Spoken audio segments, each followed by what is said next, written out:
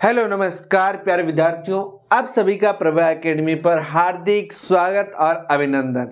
कैसे हैं, क्या हाल चाल, कैसी पढ़ाई वढ़ाई कैसे चल रही बताओ? बढ़िया सब, टनाटन, ओके, फंटास्टिक। चलो भाई, हम बात कर रहे हैं आनुवंशिकता की, और आनुवंशिकता के अंदर हम आज एक महत्वपूर्ण टॉपिक लेने वाले हैं, वो है लिंग निर्धारण। कौन सा निर्धारण? लिंग निर्धारण। लिंग निर्धारण। देखो, सामान्यतः लिंग जो है वो दो है। हमने जब जनन पढ़ा तब हमने बात करी थी, या तो क्या होता है, नर या मादा। क्या हो सकता है? नर या क्या हो सकता है? मादा। तो बात यह है कि कोई भी जब जनन होता है तब बच्चा जो भी बनेगा, ठीक है, हमने जनन में पढ़ा कि बच्चा होगा कैसे, लेकिन अब बात यह है कि बच्चा जो होगा वो नर होगा या मादा होगा, नर होगा या मादा होगा, ये कैसे पता करना है? तो देखो, लिंग, इसे हम कहते हैं लिंग का निर्धारण। लिंग का निर्धारण कैसे होगा? तो देखो, लिंग का निर्धारण की बात करते हैं तो जैसे कुछ जो जीव होते हैं, जैसे जो सरीसृप होते हैं, सरीसृप का मतलब अपन ये कह सकते हैं जो सांप है, छिपकलियां वगैरह, ये रेप्टाइलिया एक हमारा एक जगत होता है, उसके बारे में बात करते हैं। रेप्टाइलिया हमारा एक वर्ग है, ठीक है। तो उसमें जो सरीसृप वगैरह है उसमें वो अंडे देते हैं, अंडा होता है, और वो अंडे के अंदर अंडा किस तापमान पर पड़ा है, उसको कितनी ऊष्मा मिल रही है, उसके आधार पर ये लिंग का निर्धारण हो जाएगा कि उनका जो बच्चा होगा वो नर होगा या मादा।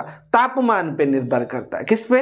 तापमान पे। यानी कि आनुवांशिक रूप से ऐसा नहीं है कि मम्मी या पापा से पहले ही डिसाइड होके आ जाता है कि ये पैदा लड़का होगा कि लड़की होगी, नहीं, वो तापमान पे डिसाइड करता है कि आपने तापमान कैसा दिया। ठीक इसी तरह से कुछ जीव ऐसे होते हैं जो अपना लिंग जो है वो अपने आप ही चेंज कर सकते हैं भाई। लिंग परिवर्तित, तो देखो, लिंग परिवर्तन तो कोई भी कर सकता है। आप भी अगर अपना लिंग परिवर्तन करना चाहें तो कर सकते हैं। आप स्त्री हैं तो आप पुरुष बन सकते हैं, आप पुरुष हैं तो स्त्री बन सकते हैं। लेकिन जो ये कुछ जीव होते हैं जिनमें लिंग का जो है वो खुद ही परिवर्तित हो कर सकते हैं, अपने उनके अंदर एक क्षमता होती है। जैसे इसका एक उदाहरण आप ध्यान रखिए, गूंगा। ये गूंगा समुद्री जीव होता है। ये क्या करता है? ये अपना लिंग निर्धारण खुद ही करता है। अपना मूड है तो स्त्री बन गया, नर बन गया, अपना मूड है तो मादा बन गया। इनका कोई आनुवंशिक रूप से इनका कोई फिक्स नहीं होता है कि इनका माँ बाप से इनको ये नहीं मिलता है, ठीक है। तो ये तो इनकी बात है, लेकिन हम स्पेशली किसकी बात करेंगे? मानव की। तो हम मानव में लिंग निर्धारण बात कर लेते हैं। तो मानव में क्या लिंग निर्धारण? देखो, जो मानव है, मानव के अंदर लिंग का निर्धारण जो होता है वो कैसे होता है? देखो, मानव के अंदर अभी हमने पिछली क्लास में बात करी थी कि जो मानव के अंदर जो गुणसूत्र होते हैं ना, वो गुणसूत्र होते हैं 22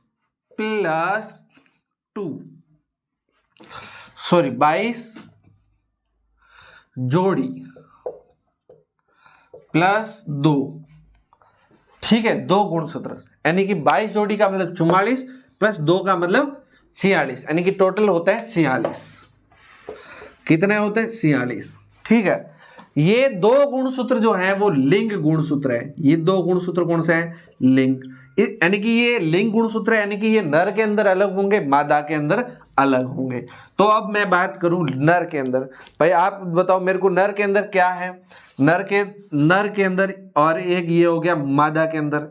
तो आप कहोगे सर नर के अंदर ये 22 जोड़ी, कितने जोड़ी? 22 जोड़ी होंगे ही होंगे। 22 जोड़ी मादा के अंदर भी होंगे ही होंगे। आप कहोगे सर बात तो सही है, तो इसमें एक्स्ट्रा क्या, इसमें एक्स्ट्रा क्या? ये सुनो, देखो, जो नर है इसके, मादा है, मादा की बात करते हैं, तो इसके अंदर एक होता है एक्स, और एक और गुणसूत्र होता है जिसे भी एक्स कहते हैं, तो 2 एक्स होता है। जो मादा है उसके अंदर कौन कौन से गुणसूत्र होंगे? एक एक्स और एक एक्स।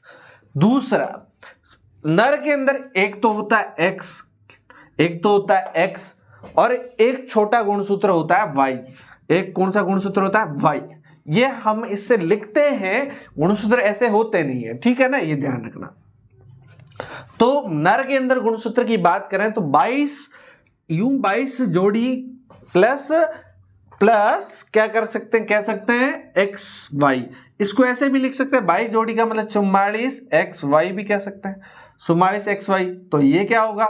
44XX, ये आपका गुणसूत्र है, ठीक है।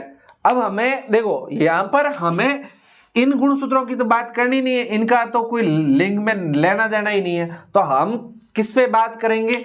इन दोनों गुणसूत्रों पे ही बात करने वाले हैं, ठीक है। तो करो भाई, बात करो। तो देखो भाई, हम बात करते हैं यहां पर, एक हमने लिया लड़का, एक हमने लिया लड़का, एक हमने यहां पर ली लड़की। तो यहां पर आप मेरे को बताओ, लड़के के अंदर क्या गुणसूत्र होंगे? आप कहोगे सर x और y, लड़की के अंदर x और x।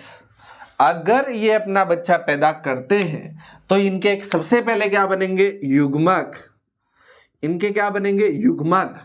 आप मेरे को बताओ, अच्छा युग्मक बनेंगे, ये होंगे लड़के वाले, यहां इसको लड़का ना कह करके नर कह देते हैं, लड़का तो छोटा हो जाएगा, नर, और यहां कह देते हैं लड़की का मतलब मादा।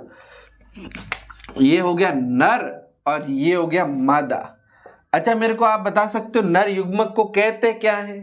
तो आप मेरे को बताओ, यहां से क्या बन सकता है? आप कहोगे सर एक तो x हो सकता है, एक या y हो सकता है, ठीक है साहब। यहां पर क्या हो सकता है? आप कहोगे सर x या फिर ये x, कुल मिला के दोनों ही x होंगे, ठीक है। यहां पर ये बात आप लोगों को अगर समझ में आ जाती है तो फिर आगे की बात तो सिंपल।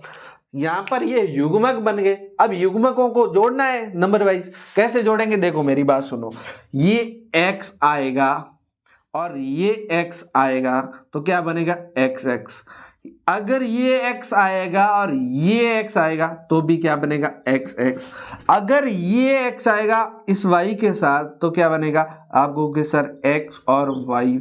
ये y आएगा इस x के साथ तो क्या बनेगा? x और y। ये ऐसे ही तो हमने किया था, जो मेंडल ने प्रयोग किए उसमें भी तो ऐसा ही था, ठीक है। ये किससे? मानव के अंदर जो लिंग का अंदर धारण होता है ना बेटा, वो हमेशा अपने माता पिता से होता है। भाई तुम लड़के बने या तुम लड़की बनी तो ये जो है वो कहां से लड़का या लड़की का निर्धारण हुआ? ये आपके माता पिता से हुआ। यहां पर देखो, ये नर था, इससे अगर x आया, भाई देखो एक बात तो आप यहां से ये देखो, ये यहां पर ये चीजें बनी, तो बताओ मेरे को ये क्या होगा? x का मतलब ये लड़की होगी, ये क्या होगा? ये भी लड़की, दोनों ये लड़की। लेकिन ये क्या होगा? आप कहोगे सर XY लड़का और XY लड़का, तो ये दो क्या है? लड़की पैदा होएगी और ये क्या होंगे? लड़के पैदा होएंगे।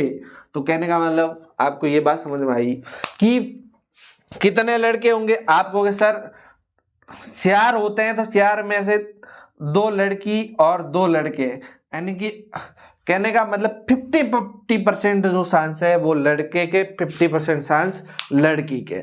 अगर कोई बच्चा पैदा होता है तो वो लड़का होगा या लड़की होगी, कितने चांस है? 50%, ठीक है, 50% चांस है। चलो यहाँ पर आप यहाँ पर ये देखो कि ये जो मादा है ना, मादा, ये मादा हमेशा x दे रहा है, ये x दे रहा है। इसका मतलब ये तो कभी भी अगर कोई भी गुणसूत्र देगा तो x ही देगा, तो क्या देगा? x ही देगा। और x ही देगा तो इसका भी कोई रोल नहीं है, इसका भी कोई खास रोल नहीं है। यानी कि कहने का मतलब मादा का कोई रोल नहीं है किसमें? लिंग निर्धारण में। अब सुनो, तो रोल किसका है? तो रोल है इसका नर का। देखो नर ने x दिया तो x दिया तो लड़की बन गई, नर ने y दिया तो लड़के बन गए। आई बात समझ में? तो जो लिंग का निर्धारण होता है वो कौन कर रहा है? नर कर रहा है। अगर नर ने x गुणसूत्र दिया तो लड़की पैदा होगी, और अगर नर ने y गुणसूत्र दिया तो लड़का पैदा हो जाएगा। सिंपल सी बात है। ये जो है वो मानव में लिंग निर्धारण का आरेख है, इसको आरेख बोलते हैं। आरेख मतलब रेखा चित्र कह सकते हैं। ये कई बार एग्जाम में पूछा जाता है, ये महत्वपूर्ण है, ये याद रखना आप लोग। ठीक बात, आई बात समझ में आप लोगों को? यही तो आपका लिंग का निर्धारण होता है। तो इस तरह से आप लोग ये बात समझ गए होंगे कि अगर किसी के बच्चा हो रहा है और बच्चा होगा तो वो लड़का होगा या लड़की होगी, वो डिसाइड कहाँ से होता है? उसके पिता से डिसाइड होगा, यानी कि नर से डिसाइड होता है। ठीक है ना भाई? वो ऐसा नहीं है, ये भी नहीं है कि जो नर चाहेगा तो एक्स भेजेगा या वाई भेजेगा, नहीं। वो नर का युग्मक आएगा, वो किस मादा के युग्मक के साथ कौन सा युग्मक जुड़ जाएगा, कौन सा युग्मक निषेचित होगा, उस पर डिपेंड करेगा। और वो उसके हाथ में भी नहीं होता है, लेकिन होता जो है वो उसके गुण सूत्र के आधार पे है, हाथ में नहीं होता है। ऐसा नहीं है कि नर जो चाहेगा वही पैदा कर सकता है, नहीं। लेकिन ये है कि गुण सूत्र नर का होगा जो निर्धारित करेगा। सिंपल सी बात है। ये आप लोगों को बात समझ में आ गई होगी। इसी के साथ हमारा ये चैप्टर पूरा होता है और इस चैप्टर के साथ ही हमारे कक्षा 10 की विज्ञान समाप्त होती है। उम्मीद करता हूं कि आप लोगों ने पूरे साल हमसे पढ़ा और बेहतरीन पढ़ा होगा। और जो भी विद्यार्थी ऐप पर जुड़े हैं, जो भी विद्यार्थी सोशल मीडिया से जुड़े हैं, जो भी यूट्यूब से जुड़े हैं, सबका मैं हृदय की गहराइयों से धन्यवाद करता हूं। साथ ही हम लोग आपके लिए कुछ महत्वपूर्ण सीरीज लाएंगे, महत्वपूर्ण प्रश्न उत्तर हो या कोई इम्पोर्टेंट जो प्रश्न है उसके साथ इम्पोर्टेंट चैप्टर को हम रिवाइज भी करवा सकते हैं। रिवीजन के लिए वन शॉट भी लाएंगे। तो आप हमसे जुड़े रहे, अपने दोस्तों के साथ वीडियो शेयर करें, चैनल को शेयर करें ताकि वो भी जुड़े। और मैं आपको विश्वास दिलाता हूं कि आप हमारे साथ जुड़े हैं तो निश्चित तौर पर ये बोर्ड एग्जाम में आपको फायदा होगा। ठीक है, चलिए तो मिलते हैं फिर एक नए वीडियो में। तब तक के लिए बाय बाय, टेक केयर, ख्याल रखिए और मस्त पढ़ाई करिए। Thank you.